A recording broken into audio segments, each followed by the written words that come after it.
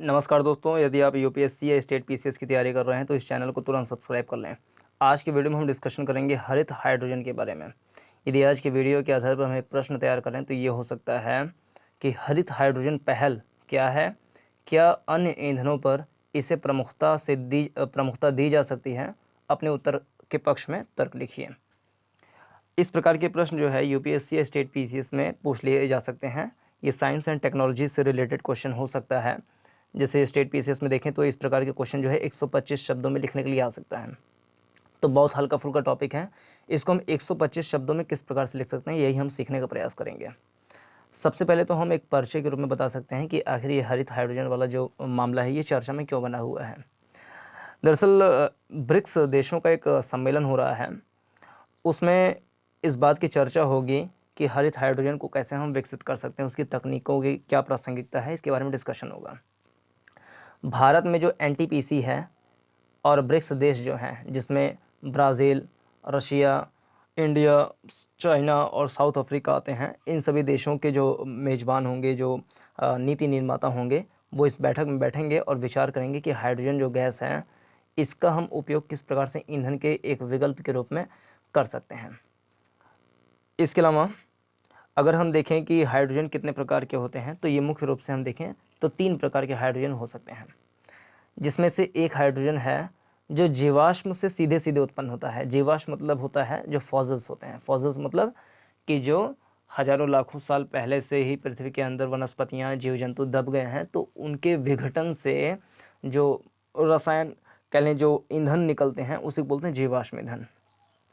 तो grey hydrogen वो hydrogen होता है जो जीवाश्म ईंधन से उत्पन्न होता है। दूसरा प्रकार होता है जिसको बोलते हैं ब्लू हाइड्रोजन, नीला हाइड्रोजन। ये क्या होता है? कार्बन कैप्चर और भंडारण विकल्पों के साथ जीवाश्म ईंधन से उत्पन्न होता है। यानी ये भी जीवाश्म ईंधन से उत्पन्न होता है, लेकिन कार्बन कैप्चर और भंडारण विकल्प के साथ जो है उत्पन्न होता है, तो उसको बोलते हैं ब्लू हाइड्रोजन। और तीसरा होता है ग्रीन हाइड्रोजन, जिसकी हम चर्चा कर रहे हैं इस वीडियो में, हरित हाइड्रोजन बोलते हैं हिंदी में। अक्षय ऊर्जा से सीधे-सीधे जो अक्षय स्रोत होते हैं उससे प्राप्त किया जाता है, वो होता है ग्रीन हाइड्रोजन। इसमें क्या है, कार्बन की मात्रा नहीं होती है, शून्य होती है, जिससे ये ज़्यादा उपयोगी होता है, साफ़ होता है। इससे हरित हाइड्रोजन जो है, इससे लाभ क्या है? पहला लाभ है डीकार्बोनाइजेशन, यानी कि जो आयरन एंड स्टील कंपनी है, इस प्रकार की जो कंपनी जहाँ पे हाइड्रोजन कहने की ईंधन की ज़रूरत होती है, वहाँ पे यदि हाइड्रोजन ईंधन का हम प्रयोग करेंगे तो उससे कार्बन की मात्रा कम उत्पन्न होगी, जिससे वायुमंडल में जो गर्मी है या ग्रीन हाउस गैसेस हैं उसकी कह लें एमिशन कम होगा, जिससे पर्यावरण स्वच्छ रखने में मदद मिलेगा। और फिर अक्षय ऊर्जा का उपयोग करके, अक्षय ऊर्जा मतलब वो ऊर्जा होती है जो कभी ख़त्म नहीं होगी, कभी इसका क्षय नहीं होगा, क्षरण नहीं होगा, इसका हम बार बार उपयोग कर सकते हैं। जैसे कि सोलर एनर्जी है, वो अक्षय ऊर्जा का एग्जाम्पल है। तो अक्षय ऊर्जा का उपयोग करके इलेक्ट्रोलिसिस द्वारा उत्पादित हाइड्रोजन को ग्रीन हाइड्रोजन के रूप में जाना जाता है। तो ग्रीन हाइड्रोजन की परिभाषा क्या है? तो अक्षय ऊर्जा, पहले बात तो अक्षय ऊर्जा लेंगे, फिर उसको इलेक्ट्रोलिसिस द्वारा उत्पादित करके हाइड्रोजन गैस जो निकाला जाएगा वही होता है ग्रीन हाइड्रोजन। तो इसमें क्या होता है कि कार्बन की कोई भी अंश इसमें नहीं होता है, यानी कि डी कार्बन होता है, कार्बन होता ही नहीं है, जिससे कि पर्यावरण स्वच्छ रखने में सहायता मिलती है।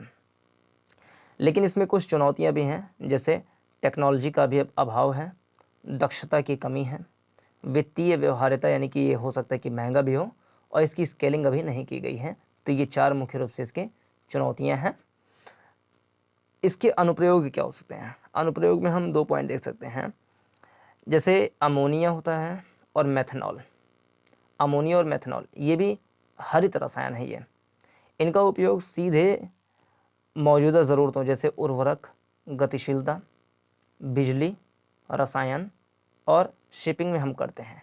अमोनिया और मेथनॉल का उपयोग इन चीज़ों में हम करते हैं।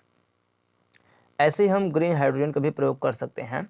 ग्रीन हाइड्रोजन जो है वो पर्यावरण के अनुकूल है, जिससे जो जलवायु परिवर्तन है, या हम कह लें कि अक्षय ऊर्जा के स्रोत के रूप में हाइड्रोजन को चुन सकते हैं, तो पर्यावरण के अनुकूल है, क्योंकि इसके उपयोग से शून्य उत्सर्जन होता है, क्योंकि ये साफ़ सुथरा स्वच्छ गैस होता है।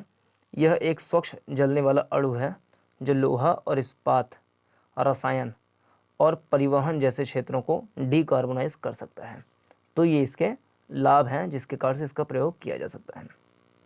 यदि इतनी हम जानकारी दे दें तो 125 शब्दों में इसका आंसर दिया जा सकता है। अगर हम देखें किस तरीके से आंसर दें, तो जैसे इतना वाला जो पक्ष है कि जो बैठक हो रहा है ब्रिक्स देश, और फिर ये कितने प्रकार के होते हैं, यदि हम इतनी जानकारी को 40 शब्दों में बता दें और फिर इसमें आपका पक्ष पूछा है कि इसके उपयोग के बारे में आपका क्या तर्क है, मतलब क्या पक्ष है, तो उसमें हम इसके लाभ के रूप में अपना पक्ष बता सकते हैं।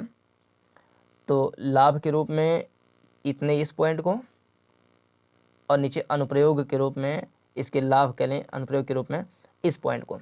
यदि हम 80 शब्दों में बता दें तो 80 हो गया, 40 ये हो गया, यानी 80 40 हो गया 120। या हम कर सकते हैं कि इसको 30 शब्दों में ही बता दें तो 80 30 110 हो जाएगा, और फिर 15 शब्द और बचें। 15 शब्द में 5-7 शब्दों में इसकी चुनौतियाँ बता सकते हैं, और बचा 10-12 शब्द, तो उसमें हम एक निष्कर्ष छोटा सा लिख सकते हैं कि हाइड्रोजन जो गैस है, हाइड्रोजन ईंधन, इसमें हालांकि कुछ चुनौतियां हैं, लेकिन उन चुनौतियों को पार करके हम इसका एक वैकल्पिक प्रयोग के रूप में इसका यूज़ कर सकते हैं। तो इस प्रकार से इसका आंसर दिया जा सकता है। तो इस वीडियो में इतना ही। पूरा देखने के लिए धन्यवाद। नमस्कार, जय हिंद।